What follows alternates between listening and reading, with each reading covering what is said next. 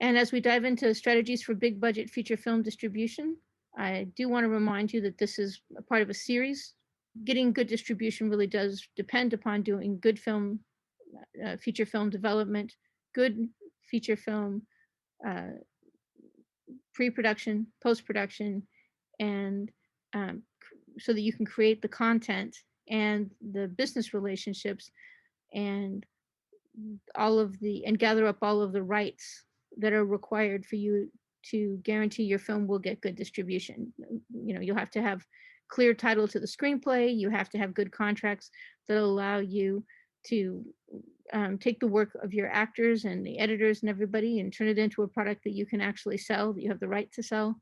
You have to make sure that your relationships with bankers and with distributors and allows you to actually profitably sell your film and repay your investors. So uh, this is you have to make sure that you take this workshop in context, and all the other workshops that we've done have been recorded, and they're part of the repository of resources that come with either the VIP Pro membership or the workshop the individual workshop that you actually purchased. So with that in mind, I'm going to go ahead and dart on to the next page. And I want to start by sort of the usual disclaimer, which is that producing a feature film at the $500,000 to $5 million level is dangerous and expensive. It requires you to work with lawyers and CPAs and tax attorneys and banks and investors, as well as increasingly high value cast, crew, agents, managers, and other experts.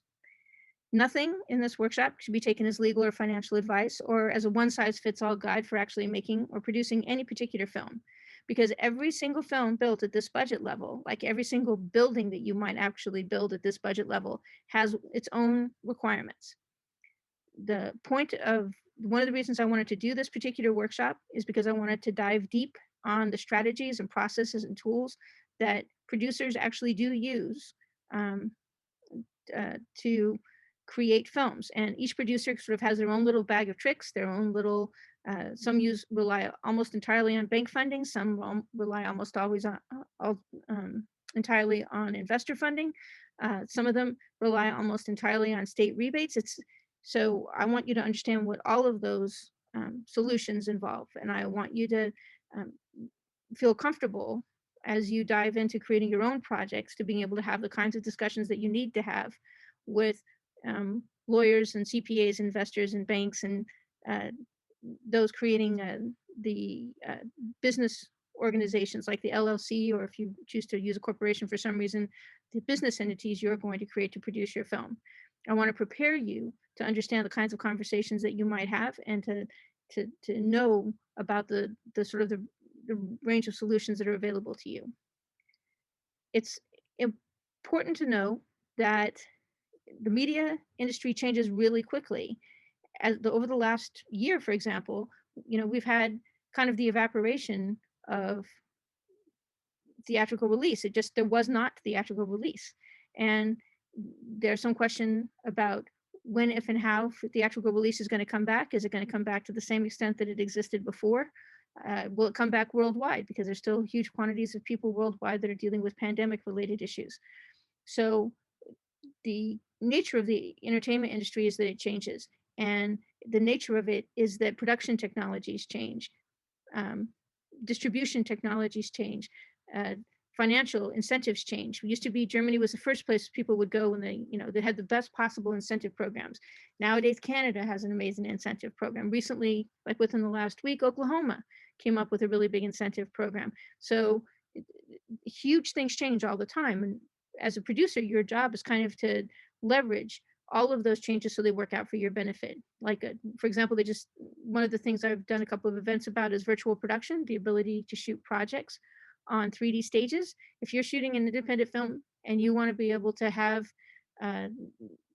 special effects, virtual production saves you a lot of time and money. It's something that wasn't available 3 years ago or 5 years ago, just didn't exist. If you wanted to have special effects, you were going to spend a lot of money on trying to get a team to do a lot of work in 3D Studio Max and Maya, but now you can do those effects in real time. If you want to have a gun that shoots lasers, you don't have to have, you can literally do that in real time on a green screen stage. You can do it in the first person. If you want to film people on a three-dimensional haunted house, you can do that. You can have people walk through doorways and upstairs. So that's a technology that didn't exist 3 years ago that's totally reinventing the film market. And in fact, that technology, which is something that you can afford, you know, $300,000 for a two camera, about $300,000 for a two camera uh, virtual production solution. And if you want, you can get those giant screens by spending $1 million.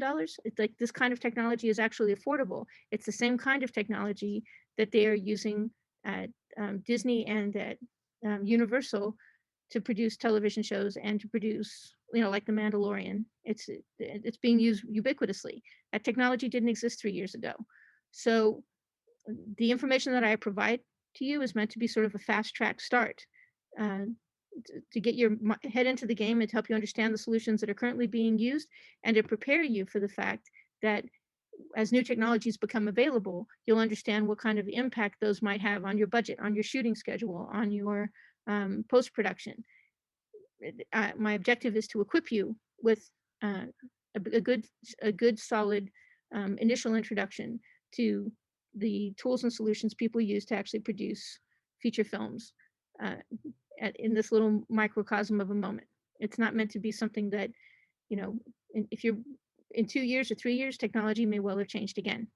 So hopefully this introduction uh, is good enough training, good enough support that it gives you a broad overview of options now, and it prepares you to think rationally and innovatively about options as they become available going forward.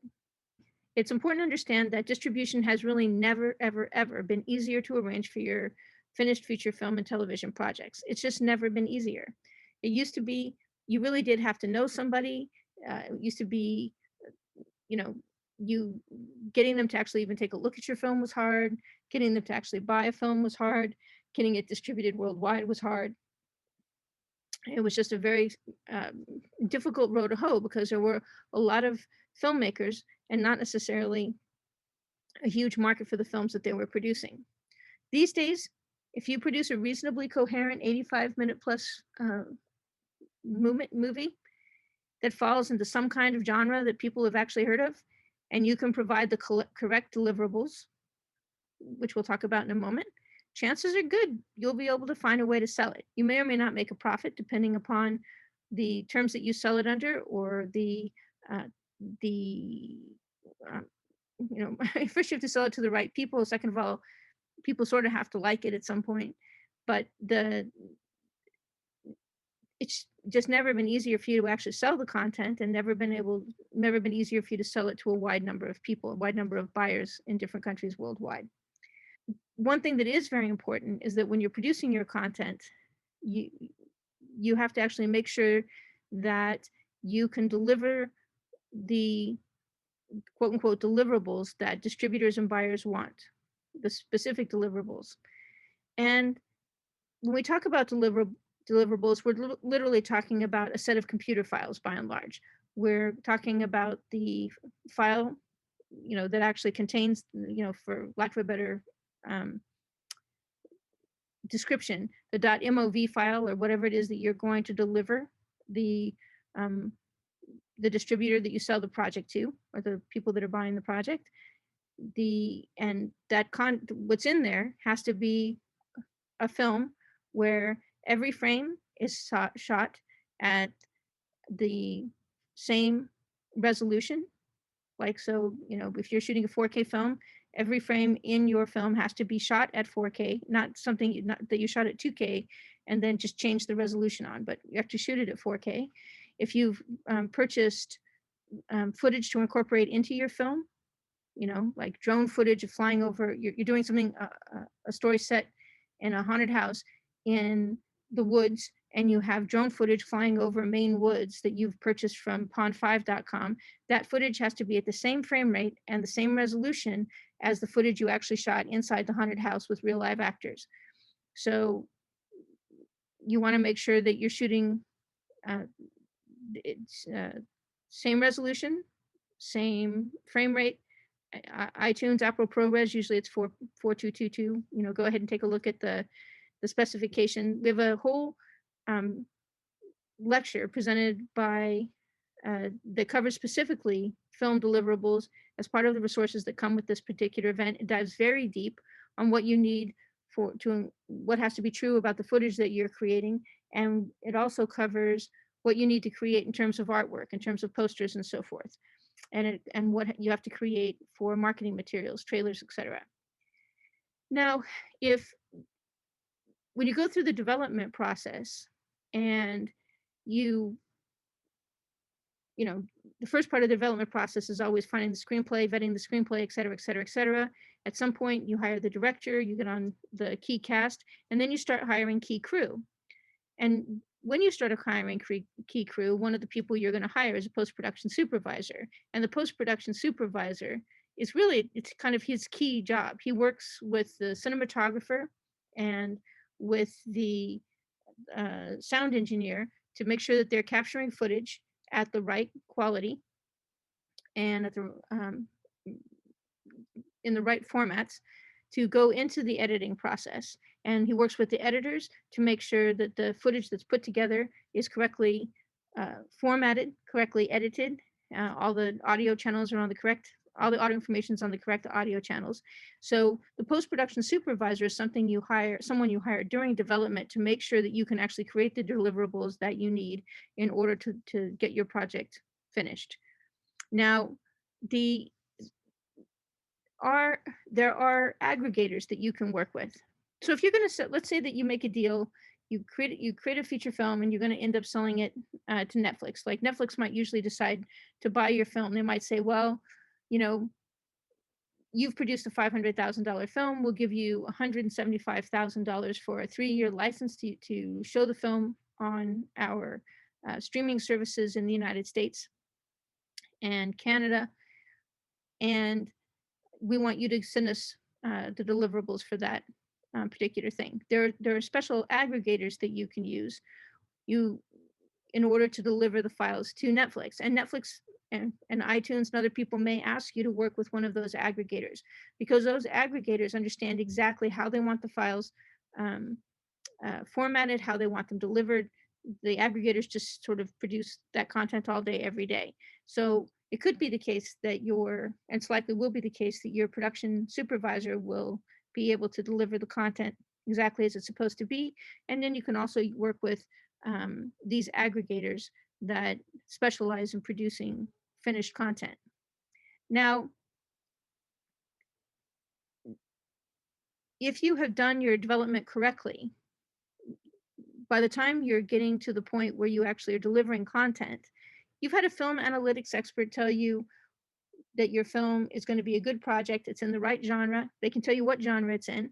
They helped you figure out what talent you should cast based upon who are the big names in that particular kind of content. You've got a producer's rep who's been actually reaching out to buyers worldwide in order to pre-sell your project. Even before it's finished, they've been reaching out and telling people, look, this is the cast, this is the crew, this is the director. And when you finish some shooting, you've got little trailers. They're passing those little trailers around. And those people are out there actively helping you create a good project and actually helping you get pre-sales. That's what you hire them for. So but if you've done good development, you've got these good guys on board, they're going to make sure that you have pre-sales for your project that you can actually get a bank to give you money for in advance of the production being finished. And they're also going to help you ensure that after the film is finished, it gets the maximum number of people to buy it at the maximum possible price. Once the film is actually finished and can actually be watched, sales of the project actually gets pretty easy. Pre-sales can be difficult to get because people have to give you a contract that says, if this film is finished, based on these series of conditions, we will give you X amount of money, is when you deliver us the finished content, assuming it meets our specifications, right? You're making them trust you. Once the film is finished, they know they can watch it and they can buy it and they can have it on streaming on their service, in the next 30 days. it gets a lot easier to get people to actually buy the film. So the good news is that the quicker you can get to a finished film and reasonably high quality, the easier sales gets. And that's one of the reasons that I've talked repeatedly about the fact that it's good to do small films, especially at the beginning, because it allows you to get your film to market more quickly. The more your film costs, the more people that are involved, the longer the development takes, the longer production and post-production usually take. So if you've never done that process before, start with a small film and then start working up to doing bigger and bigger films. Because when it comes to distribution, even a small film can use an Apple preferred aggregator. And so a lot of the assets that you can use to help you in doing distribution of more expensive films are available to you even when you're doing something that only cost you $100,000 to do. So I just want to mention that starting small has some advantages because it lets you get to work with these distribution technologies and some of these partners even before you started working on a more expensive project. There are a bunch of services that are designed to help you with the sale of finished films. If your film is actually finished, like let's say you're listening to this particular call or this particular workshop, and you actually have 3 or 4 or 5 films that you've already finished, and you haven't managed to sell all the rights to them, you might want to check out rightstrade.com, Vuuler.com, allrights.com, etc. And if you take a look at those platforms, and we actually have an extensive interview with rightstrade.com, you'll see that they're a marketplace where you can upload a copy of your film, you can upload trailers for your film, you can upload descriptions of your film, and then you can actually reach out to different buyers worldwide. And you can say, hey, my film's available, these are the rights that I have available for sale, and if you want, you take a few minutes to watch my trailer, and if you like it, I'll give you access to the full film, and if you like that, I'll go ahead and maybe you can go ahead and make me an offer.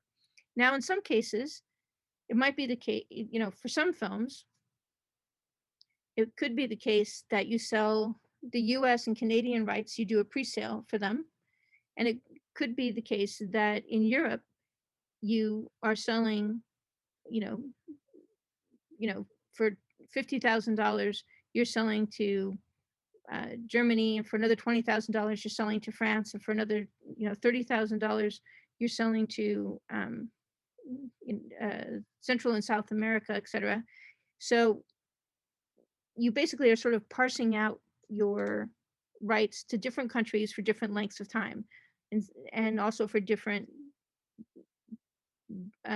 media. For example, a streaming service might decide to buy your project for 3 years for X amount of money, and a broadcaster who just wants to show it on broadcast television, which still exists in some places, uh, might pay you a different amount of money. And somebody who wants to actually show it in theaters, which do exist someplace in the world at the moment, I'm sure, they might pay you a different amount. There are people that want to be able to put things on their hotel services, which sell bundles of films to different hotels, and so the hotels can make money off renting the movies out to people that happen to be staying in the hotel. And there's also collections of films that get made available to people on cruise ships and get made to people on planes. Those auxiliary distribution buyers have particular services. They have particular buyers that just specialize in those kinds of transactions.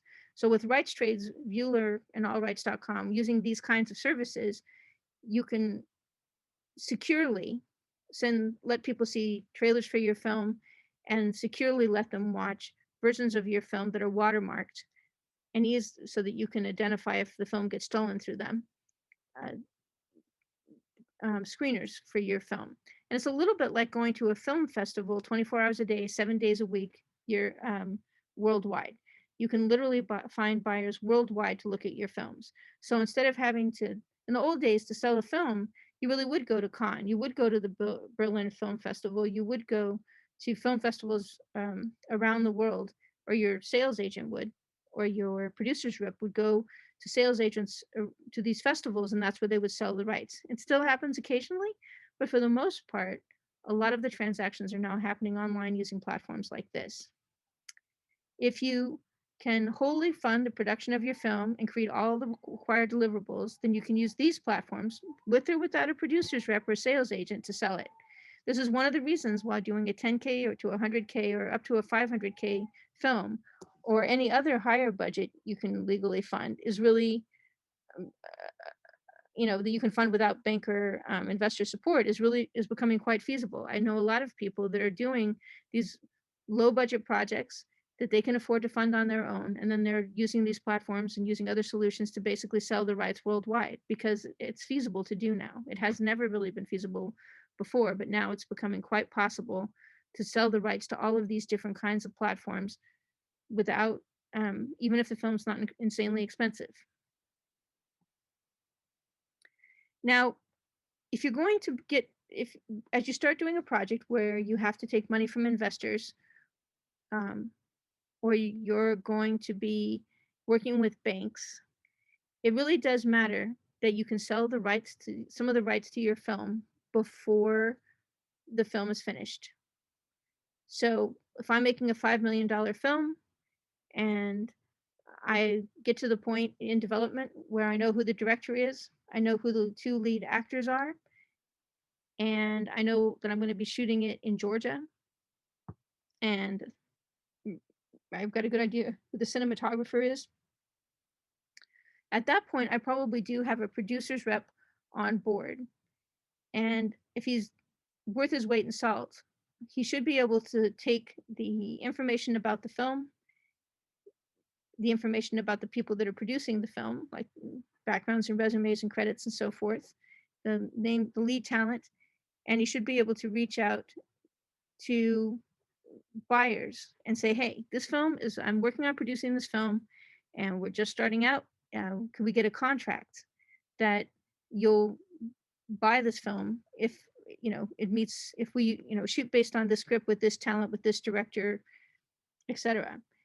And distributors, they buy pre-sales for two reasons. One, for if you're a distributor, the risk of writing a pre-sales agreement and even offering a minimum guarantee is pretty low because you in the contract you have the right to put in all kinds of requirements that have to be met. So they don't, if your film never gets finished or if your film is produced with really low quality, they're not going to have to pay anyway. And they know that if they buy before the film is finished, when it's in pre-production, they know that you need money badly. They know that you need to be able to prove that your film has a market. So they can offer not necessarily the best possible deal. So when you do deals in pre-production or during development, usually the right sales are not as good a deal as you would get if you finish the film. So sometimes people, I'd mentioned before, sometimes you might do a pre-sale agreement with somebody like Netflix or Lionsgate or somebody like that for the US and Canada. But sometimes some producers, what they do instead is they try to get 3 or 4 or 5 countries overseas to give them a a pre-sale agreement with minimum guarantees, and they save the high value markets, or let's call it some very high value markets like the United States and Canada. They save those high value markets for when the film is finished because they know that they can negotiate a better deal. In any case, when you do have pre-sales, you take those pre-sales to a bank, and we have an interview with Adrian Ward where he sort of talks about that process. And the bank takes a look at you, the production.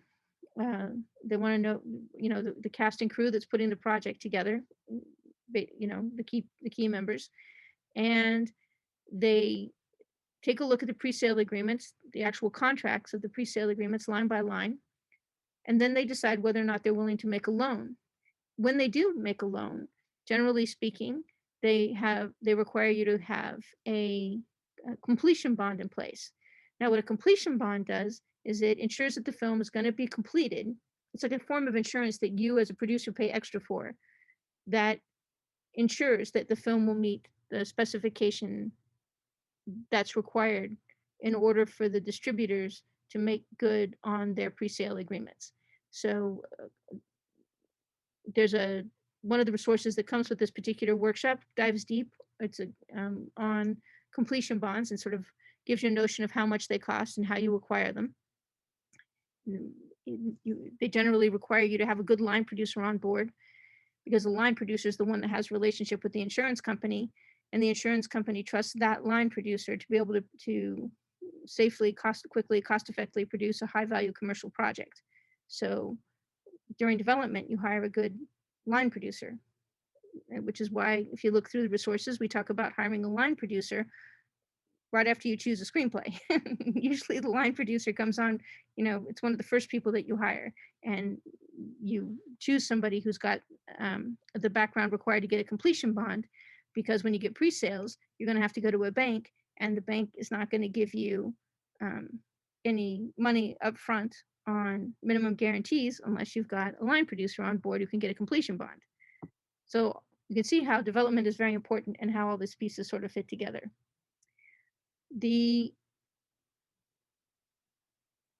If you take a look at the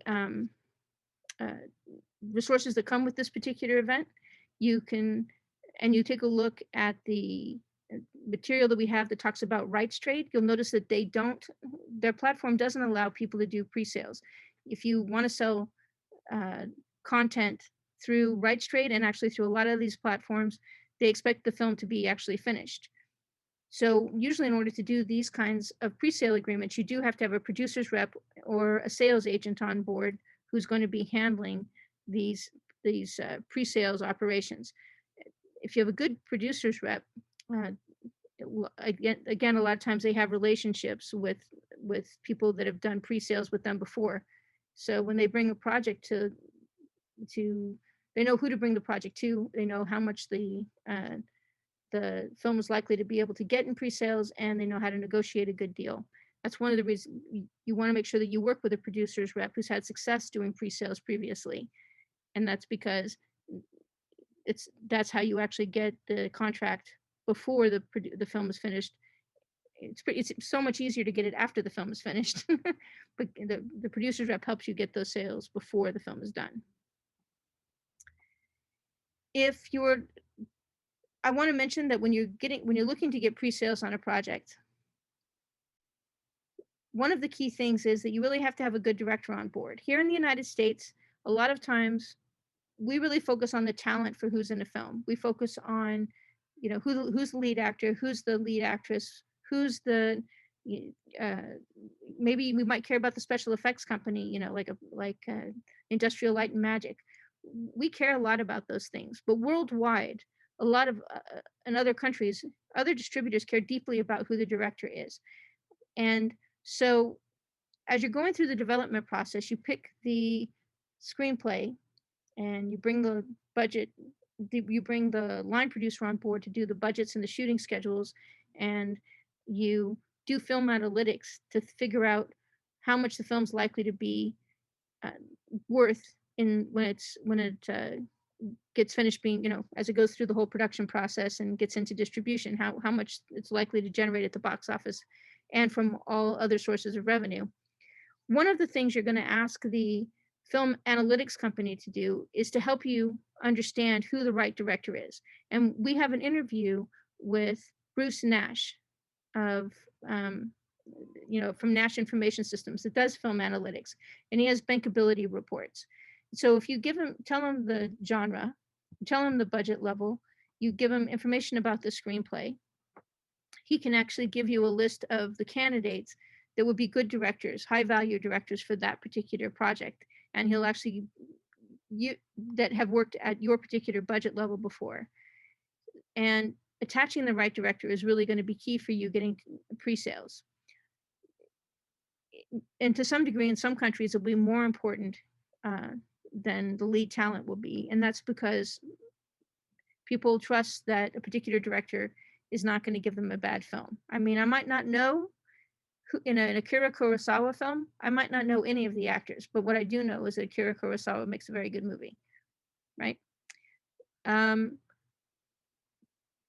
Also, when you're in the pre-sales process, one of the things that you'll do, and you and your producer's rep will do, is you'll end up developing a kind of a pitch book or a slide set, and often a trailer as well, when you have enough footage to create one, you'll be creating kind of a book that packages all the information about your particular project into something that the producer's rep can send people when he's making pitches and presentations.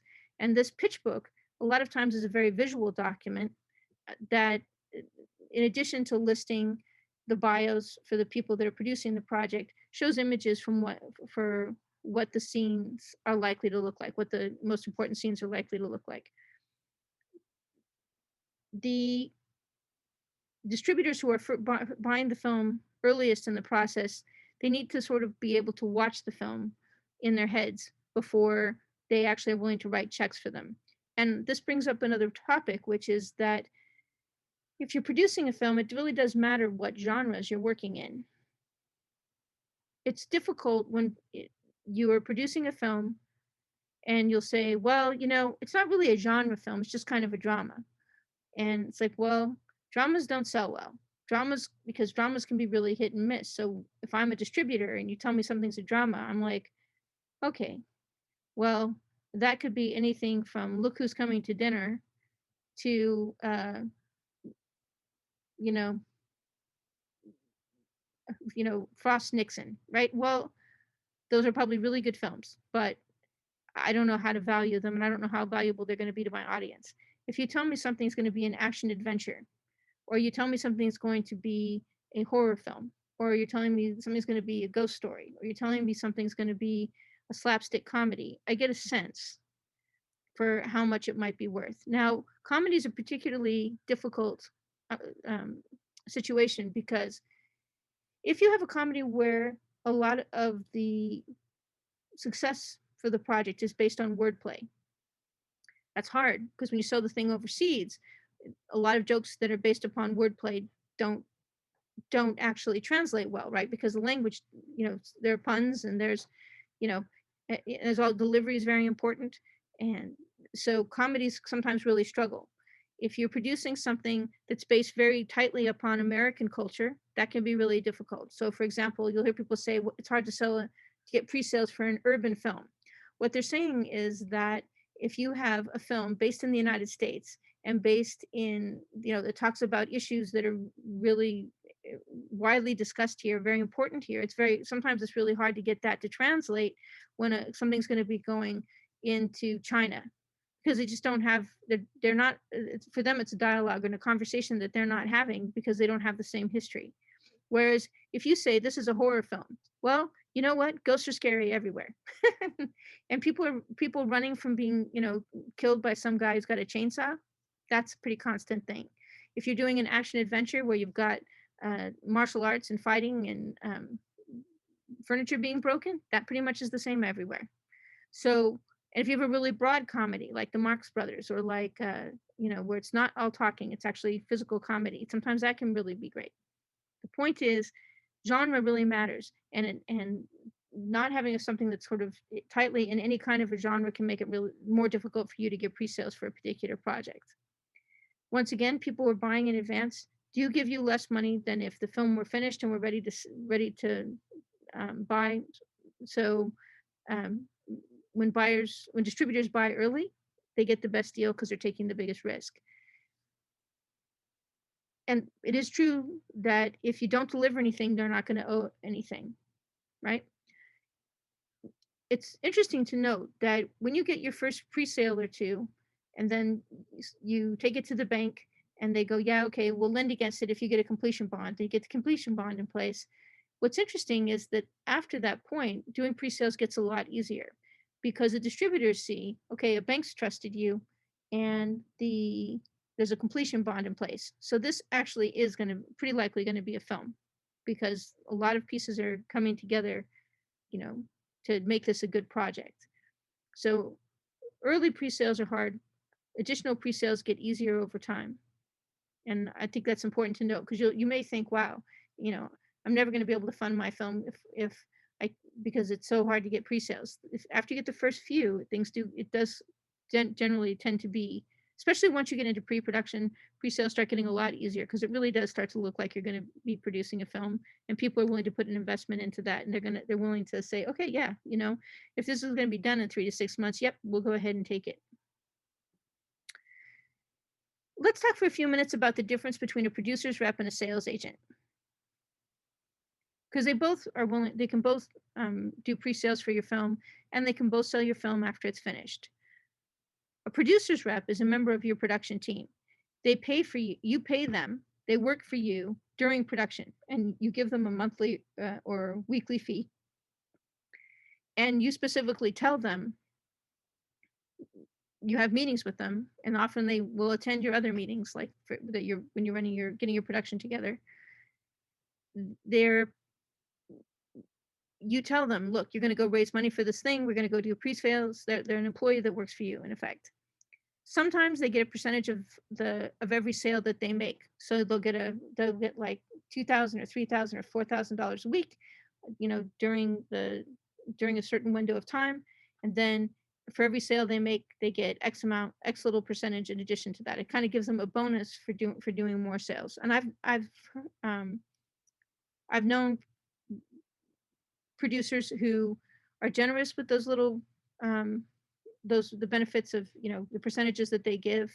And I know other ones who say, look, if I'm paying them full time, I'm not going to give them a generous percentage of every deal that they do, because that's crazy. I'm already paying them. They're not taking any risk. So, why should I pay them extra?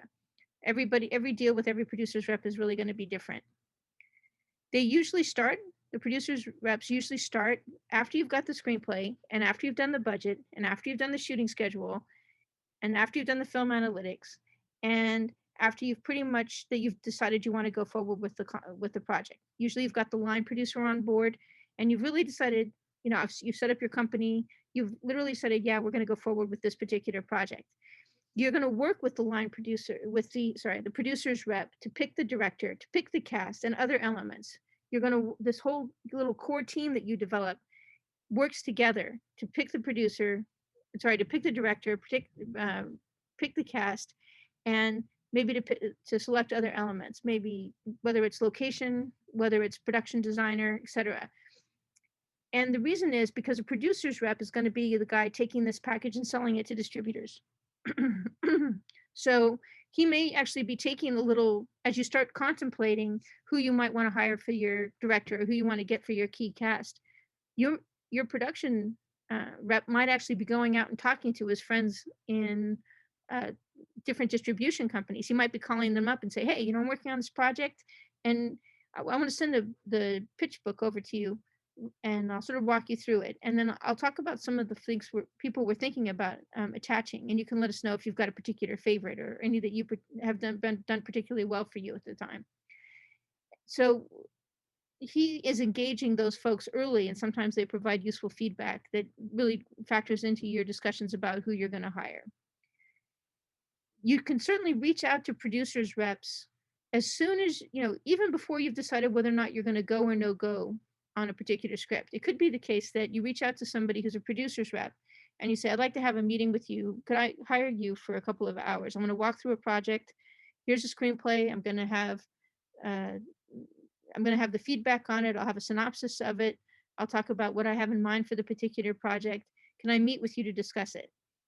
And a lot of times, if they think something's just going to be terrible, or if they think something's just not going to work at all, they'll be glad to tell you early and up front, look, I can't see how your ballet cowboy Western is going to work out. I mean, I know ballet has been around for hundreds of years.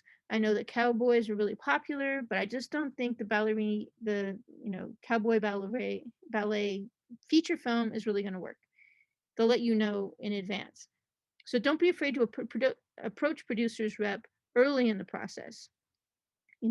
I think it does make sense to get the film analytics first, but as you start really thinking about moving forward on producing a project, before you sort of super marry yourself to it, I do think it makes sense to reach out to one or more producers reps and sort of just get their general feedback. And you might pay them, a couple $100 or, for an hour of their time, or you might pay them $500 for, to read the screenplay and give you their thoughts. But I think they provide really important information about the state of the market. A sales agent is a different kind of creature. Generally speaking, a sales agent who comes aboard your project is not paid a weekly fee, and he comes on to do pre-sales and sales for your project, and he gets a big percentage of each sale that he makes. For example, he might take 25% of every single transaction that he does.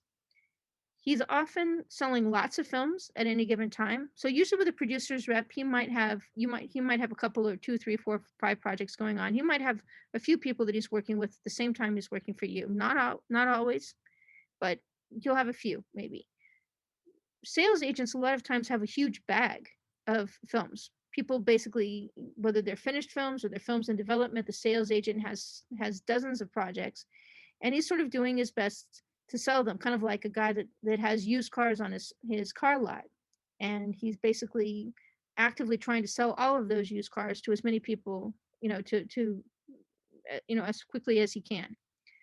Now, some people like working with sales agents because they only get paid if they actually make a sale.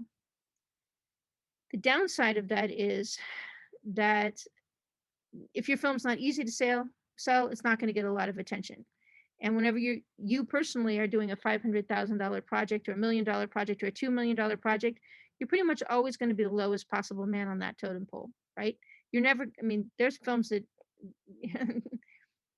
sales agents have more expensive films that are already finished that they could be promoting. So what's the upside of promoting your particular project when even if they get a sale, they're not going to get their 25% until your film goes all the way to the finish line, actually gets produced, actually gets delivered, right? They might as well take some of the 20, or 30 films that are lying around that's already finished that they could sell, and they can get a check that they actually get to keep a huge percentage of. A lot of sales agents are also distributors in their own right, which is to say they have kind of a strange business. If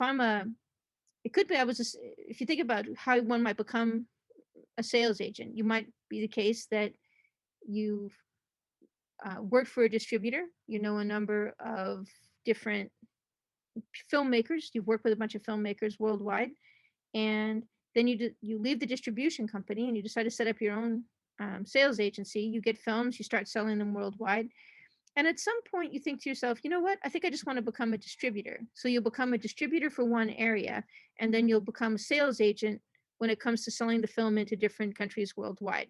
So you become both a distributor and a sales agent. And that kind of thing can be kind of complex. There's from a business standpoint, right? If somebody's a distributor, their desire is to minimize the amount that they pay you. And a sales agent is supposed to be getting you the maximum possible dollar for every sale that they make. So it's just something to be aware of, that sales agents it's a more complex relationship. When you're thinking about working with producers, reps, and sales agents who are going to be selling your films, you want to make sure that you never sign a contract without the assessment, the advice, and the approval of an industry savvy entertainment attorney who has experience with these particular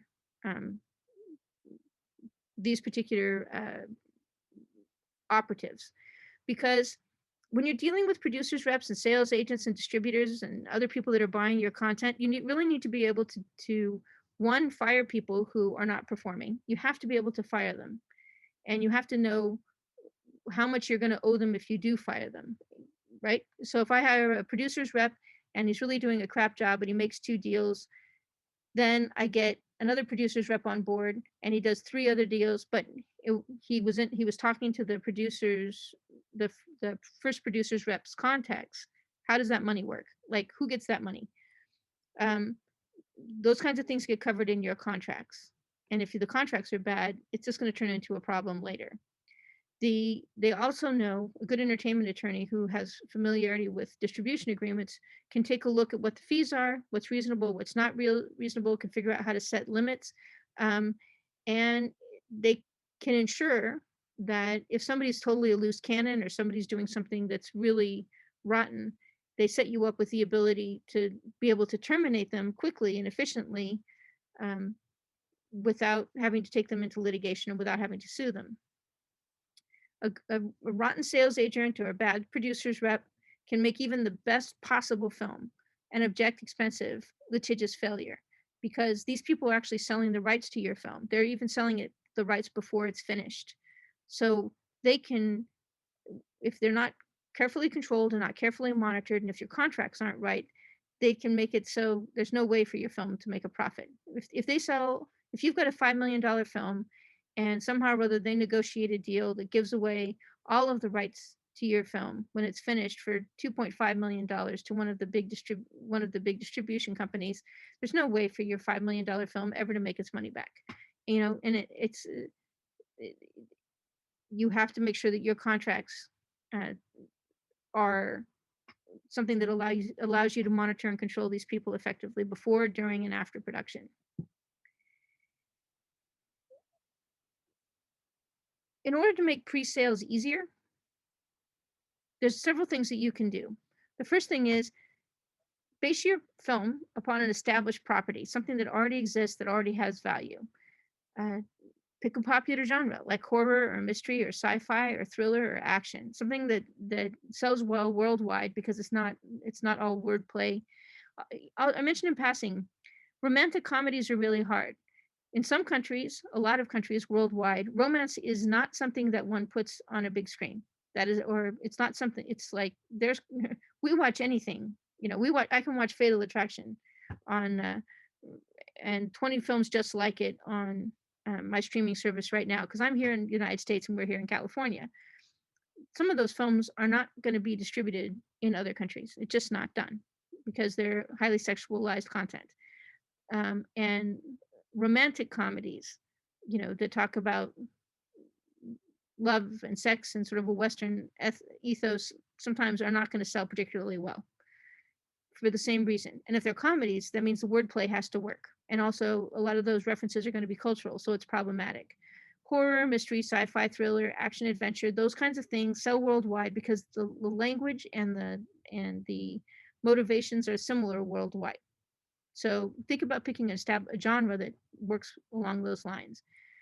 If you can pick something based on a popular book, Dracula, there's a reason why there's a lot of Dracula movies. There's a reason why there's a lot of films based upon Hercules. There's a reason why there's a lot of film, because those are well-known stories and people like them. And you know what you're going to get. Warehouse, you don't have to pick a particular book, but you can pick a kind of character from a particular book. For example, one of the reasons Disney's really a great master at creating these kinds of intellectual properties that are based upon existing intellectual properties. Aladdin, uh, The Hunchback of Notre Dame, Pocahontas, Snow White. If you think about what they're doing, they're literally taking the most important stories, Mulan even, the most important stories worldwide that everybody sort of knows, and they're creating a Disney iteration of it, and they own the Disney iteration of that particular thing. So they're leveraging the fact that people know the story, want to see the story, understand the story, but they're creating a piece of intellectual property that only they can sell, which is their version of Peter Pan or their version of Mulan. So follow in the steps of the masters and pick a genre that's popular and base your work on a popular book that's in the common domain or popular stories that are in the common domain, or pick a famous event, a famous court case, a famous disaster or a potential disaster like an asteroid hitting our planet or a plague. Pick something don't start something totally from scratch that has no tie into the rest of the world, because those are the hardest thing on earth to sell. Give yourself some kind of a running start. Do pick a good director with good credits worldwide, and particularly in the genre that you're working in. As I mentioned, many countries, the director and genre are more important than the star when it comes to sales. Do pick stars that are known worldwide. And it's important to note that TV stars and recently some YouTube stars can be really great choices. When a popular TV series enters syndication and it's being seen by billions of people worldwide, those stars, people that are known on those particular projects, become the kind of people that have huge fan bases. And those fans will watch whatever they're in. If we all remember when George Clooney used to be in ER, right? And he had just like everybody just totally loved the guy. Well, that he personally used that as a stepping stone to become a leading film producer, right? And the same is true with Johnny Depp. He started on 21 Jump Street, and he because he was known there, it made it much easier for him to do a transition into film. So you need to think about, when you're producing your content, who can I get who is high value in that he has a large quantity of fans, but maybe, you know, he had acquired those fans when he was on television. And you might also look at other things, like if you take a look at um, a lot of football stars have gone from being famous in football to being famous in the media. O.J. Simpson was a perfect example of that up until, he had that issue with uh, purportedly killing his wife. So, but Arnold Schwarzenegger was very famous from his work as a bodybuilder before he actually transitioned into being a a film star, um, and then became governor. He's a busy man. So, that's think about that when you're thinking about attaching talent to your particular projects, and it's something that your film analytics company should sort of help you think about as well. Next thing is do pre-marketing and market testing. If you can point to 1.5 million fans that are waiting for your film, then your film's going to be really easy to produce, and it's going to translate into making money. It's interesting that the Veronica Mars films were really funded by fans. Veronica Mars was like a TV series, and people really loved it, and it got canceled and went off the air. And the lead actress raised more than $2 million on a Kickstarter campaign in 11 hours when she said, "Look, I'll do a film, if we can raise money to fund it." Right? And that she translated the fact that she had a huge quantity of fans. They didn't know if if it was really going to be possible for them to make films based upon this crazy TV series, but it turned out that the response was incredible. So that experiment translated into her. I think they ended up producing 2 films, and they had a huge, they were very successful financially, because because the fans actually wanted it and they were standing in line to see it. It may not have been, top 100, but it may not be like you know the biggest blockbuster on earth, but they were low budget films that did actually really well. New producers really tend to avoid focusing on sales and marketing of their film to the general public. A lot of times they don't want to think about that, and yet it should be kind of the first thing that you think about. If you can't find 1,000 fans willing to actively support your project in some form before you dive deep into development, you've kind of picked a hard project. If you use a book or a play or some other item or event to test market a film, it gives you money before the film is produced, and it lets you know up front that the film is going to be successful. So in last week's event, I talked about the fact that it's not a bad idea if you have a great story that you want to turn into a film, and yet you don't have an established market for it. You don't have 1,000 people ready, willing, and able to support it. You might very well want to go ahead and make it a book first, promote the book, which is relatively cheap. Spend $5,000, $10,000 promoting the book, and gather yourself up 5, 10, 20, 50, 100,000, 200,000 people who love the book, and you can tell them, hey, a film's going to come out, and then you're starting with an established property that has a market waiting for something, instead of producing something and hoping that it's going to be something that people like. Give yourself the advantage of thinking about marketing and sales before you dive into production and before you dive even into development. So here's kind of the big secret. The fun part is the development and market testing. I think a lot of times film producers are often in a mad rush to dive into production. And often this is because they have had previous experience in production. They like hanging out on set. They like the sense of community and purpose they get during production. And it seems like you're doing something. If the camera's rolling and if footage is getting generated, you feel like, wow, I must really be doing something. But for producers, being in production and or post-production on a film that's underfunded and is turning out to be really hard to pre-sell is actually a giant drag. It's stressful, it's expensive, it's frustrating, and it's risky. It's not fun. What's actually fun for producers, you're going to find, I think, is that diving into development, looking at books and screenplays you could buy, or content that, stories that you can turn into books or scripts easily that already have an existing market. assessing markets, testing markets where possible, meeting with experts and getting their advice, working with low cost but very valuable pros to assess projects, like getting film analytics done and chatting up producers reps. The fun part is actually the part where the costs are low, you've got all the options in the world, and you're looking for the biggest diamond in a diamond mine. That's going to be the fun part. And I want to point this out because I think a lot of times when people are planning on rolling into production or thinking about producing their own projects, they sort of shortchange the development process on the notion that the production process is going to be fun. It won't be fun. If you short circuit the development process, production is going to be a drag, and post-production is going to be a drag, and distribution is going to be a drag. So from a producer standpoint, learn to love the development part. It's when you have all of the options, all of the choices, where you can find the best possible opportunities.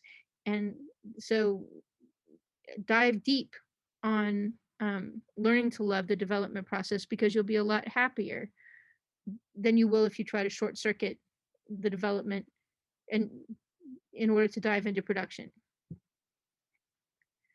Making a living for producing media has really never been easier.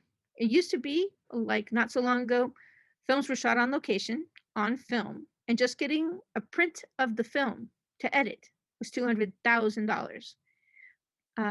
Publishing a book to test the market for a particular film idea required working with a publisher, and that process alone could take months or years. We didn't have Netflix, we didn't have Amazon, we didn't have Google, we did not have Apple. You couldn't earn $3 per download of a film onto a phone. And just as an aside, did you know that 51% of people think that watching films on their phone is easy? A lot of people literally are watching films on their phone. And you, as a producer, can get 100% of that revenue. Well, you have to give 30% to Apple or to Google. But the point is that people are literally buying films on their phone the same way that they buy books. So it used to be that, you couldn't shoot on 3D sets, and it used to be that you couldn't shoot a film on your iPhone, even a film, a $500,000 film, right? So whether you're making a film for 10K or 50K or 500K or $5 million, it's never been easier for you to develop the film, fund the film, produce it, edit it, or sell it. It has never been easier for you to build a strong project with a guaranteed market, with just the right, good, efficient, professional cast and crew. You can pick the size of and kind of the project you want to do. You get to decide. And you just have to be ready, willing, and able to do it profitably. You just have to be willing to go ahead and say, yeah, I'm going to go ahead and figure out the math for this thing so that I can actually do it and make a profit. It's just never been easier. This is absolutely a golden age for filmmakers who are determined to do good business while they're making good films. It's never been easier. And I hope as you've gone through this, this whole set of resources, if you haven't, when you do, I hope you'll come away thinking, it's actually not that hard. It's tedious. And there's parts of it that, seem like, there's a lot of, you actually have to do a lot of testing or a lot of checking and research and so forth, but it's actually not that horrible. And the cool thing is, as a producer, you're the one who decides if things go or no go, right? That's what's great. Being the producer, you're actually pretty much totally in charge. You decide how big the project is, and that determines whether or not you even need to get investment or even need to work with banks. Could be the case you find something that would be really good to produce that you don't have to do that stuff, where you can produce it for $50,000 and it's going to make a mint. People have done that. Paranormal Activities was absolutely created by a guy that just wanted to be able to make money. And have you seen that thing? So a lot of films have been done on that basis. Now, I sort of want to roll back just for a second. I talked about a couple of things, and I just want to wanted to show them to you. So if you go to Netflix and if you Google Netflix Apple ProRes, you can actually see what they demand for when you're shooting your film. For example, they want a QuickTime movie, Apple ProRes 422, resolution is 3840 by 2160, and active image scale to UHD, et cetera, et cetera, et cetera, right? So Netflix, iTunes, all of these companies have very specific requirements for deliverables. You just need to know what they are in order to in order to be able to produce this content. And again, you're going to be hiring a post-production supervisor who takes care of this for you. And there's also firms that will help you handle this problem as well. But I just want you to show you Netflix Partner Help Center, right? Delivery, quality control, visual effects, virtual production, et cetera, et cetera, et cetera. If we go check out Apple Preferred Movie Partners, you can see that there's a whole bunch of these people that are more than happy to help you create content for distribution worldwide. For example, if we click, I think, let's try Juice Worldwide. Right? So these folks, they will actually do post-production for you. They'll do picture finishing, they'll do post-production sound, and they will do end-to-end services for you. They will actually deliver it to Netflix and to iTunes and all these other companies, right? And I mentioned in passing, if you go to Amazon.com, they have, if you want to be able to sell your film through Amazon.com, they make it really easy for you to start selling your film that way. And it's not like it's, they're very liberal in the films that they accept on, as long as the technical requirements are met. And the same is true for iTunes. So really, if you've got a good marketing campaign and you can drive traffic to iTunes or to Amazon, it could be the case that you're going to get really great royalties, as in 70% royalties on every single copy of the film sold. That's pretty easy to kind of worth learning how to be really great at marketing, isn't it? Right? Because 70% royalty is a pretty nice thing. So, or you could choose to sell it to Netflix, or you can choose to sell it to these distributors who sell it worldwide, or you can do all of those things because you own the intellectual property. But I just wanted to go ahead and show you that, these are some of the companies that you can work with. Netflix, go ahead and take a look at those resources. Send me an email if you have questions, but I just wanted to point out that they existed. The next thing I wanted to show you was, we already have a demo, and you have an interview with a guy that runs rightstrade.com, and this is the global leading marketplace for film and television rights. And once you set up an account, you can take a look at the 13,000 companies that are actually actively looking for content, and you can send screeners to people. So when your film is finished, you can actually use this to distribute your sell your film rights worldwide. And you can see that I, Tanya, and a whole bunch of other films have used them. This platform is being used by lots of major sales agencies and producers reps worldwide. If we take a look at Vuuler.com, it's exactly the same thing. It has screening rooms, dashboards, negotiations, etc. You can you basically upload your poster images, you upload your trailers, you upload the feature film. They do send out watermark copies when you ask them to. So this lets you make content available worldwide as well. If you take a look at All Rights, it's another platform that lets you share content for both film and I think for television. So when you go, this is yet another platform.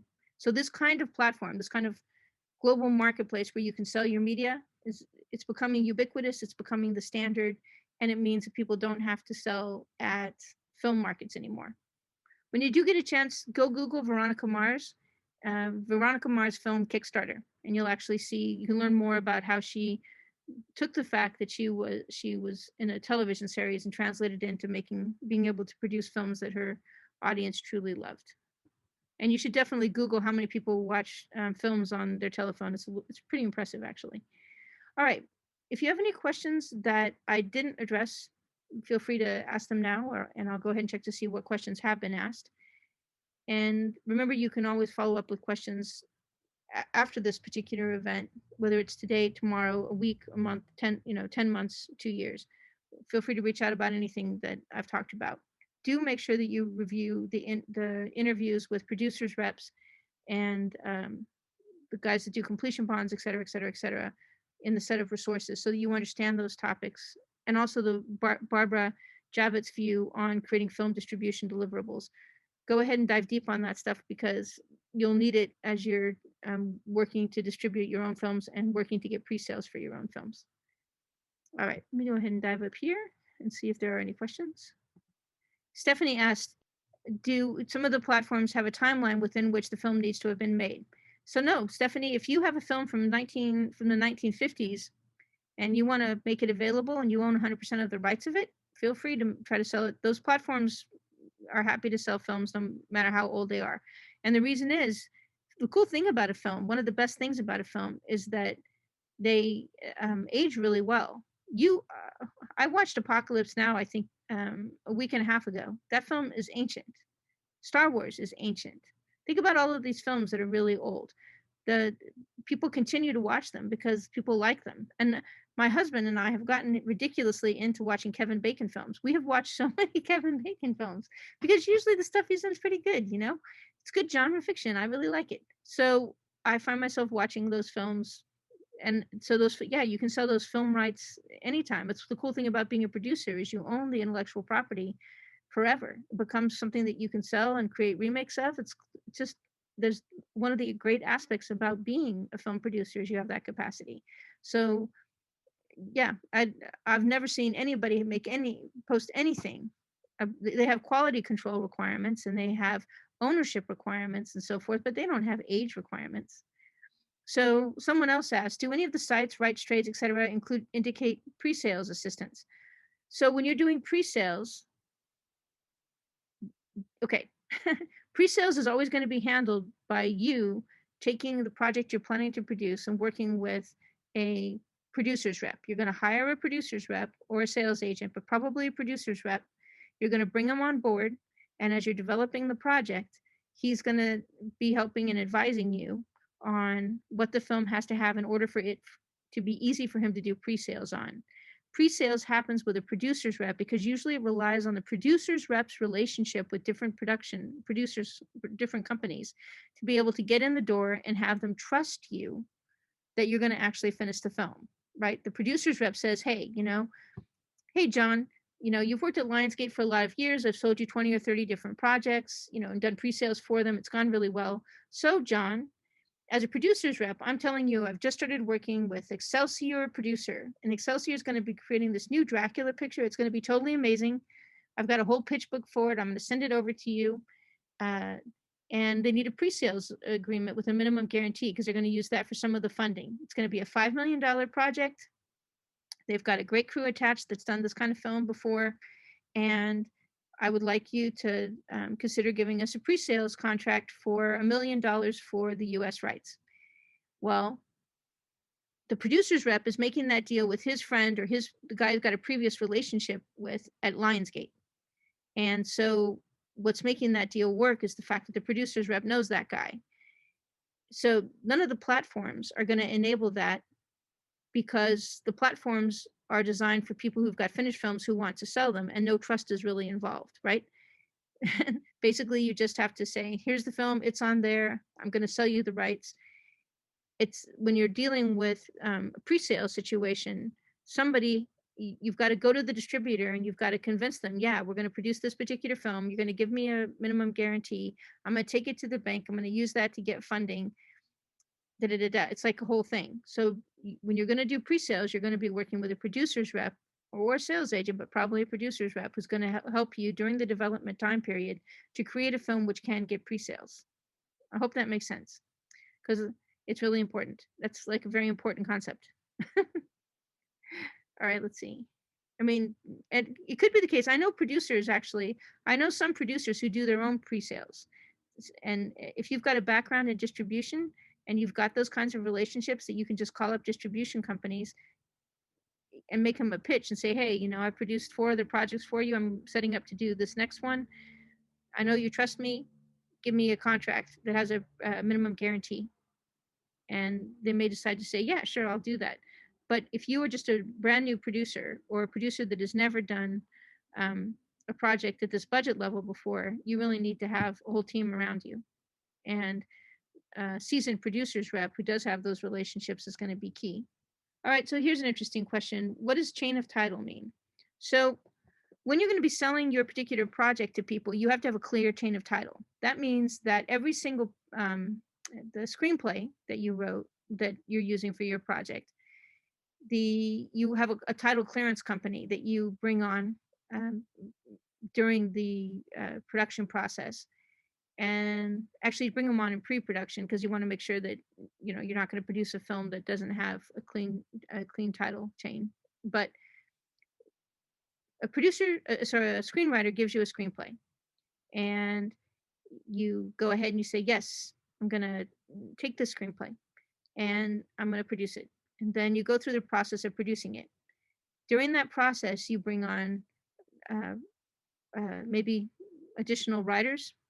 Maybe you bring on actors to actually produce the film. You bring on editors to edit the film. You use clip art and all kinds of elements that you're going to incorporate into the film, like stock footage. You bring all of this stuff into your film, and when you get done, you have a finished film from start to finish. It's completely done. You need to make sure that that entire piece of intellectual property from start to finish is something that you have the right to sell, that all of the contracts that you had in place from start to finish and are legal, legitimate, give you ownership of the intellectual property, and you end up with a errors and omissions insurance, which is another form of insurance that you buy, which guarantees to distributors that this particular project has a clear title and that all the intellectual property is owned by the production company. And if anybody challenges that in the months and years ahead, there's somebody there to pay for the defense of the film. So if somebody comes by after the film is finished and says, hey, that's based upon a script I wrote, or hey, I was an actor who worked on that thing, and I didn't give you a release to use that particular scene. There's somebody, or you used my music in your particular project, and I didn't give you a license to do that. You need to make sure that your film is clean and is insured with an errors and omissions policy, that it's so that when distributors buy the rights, they're confident that there's not going to be any hidden surprises that get them in trouble with the law. And that means that they're comfortable paying you the minimum guarantees that you're owed, and then paying you the royalties that you're owed when the project is actually distributed. So I hope that's clear.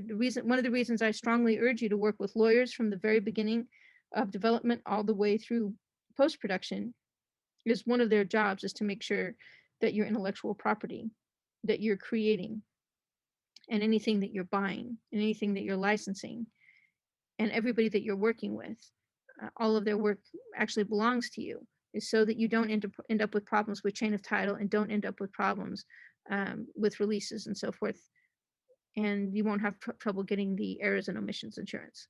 So I hope that makes sense. I know people have a lot of questions about, why do I have to, like, what has to be in my releases, et cetera, et cetera, et cetera. And a lot of times people say, oh, I just went to this website and I got a release form, just use that. You really do need to have an attorney working with you on those kinds of things. It matters a lot when you actually are selling something into distribution. And when you've spent, 500, 100,000, 10,000, 10,000, 100,000, 500,000, $1 million, $5 million creating intellectual property, and there's a problem with it, it's disaster. That's not what you want to have happen. And working with attorneys makes that not happen. Cool. All right. So we've covered a lot of this material. I'm going to go ahead and turn it into a video and make it available to you with the rest of the resources that come with this particular event. If you have any questions, do feel free to send me an email at nancy@nancyfultonmeetups.com. And I very much look forward to hearing from you. If I can be of service to you, I absolutely want to be.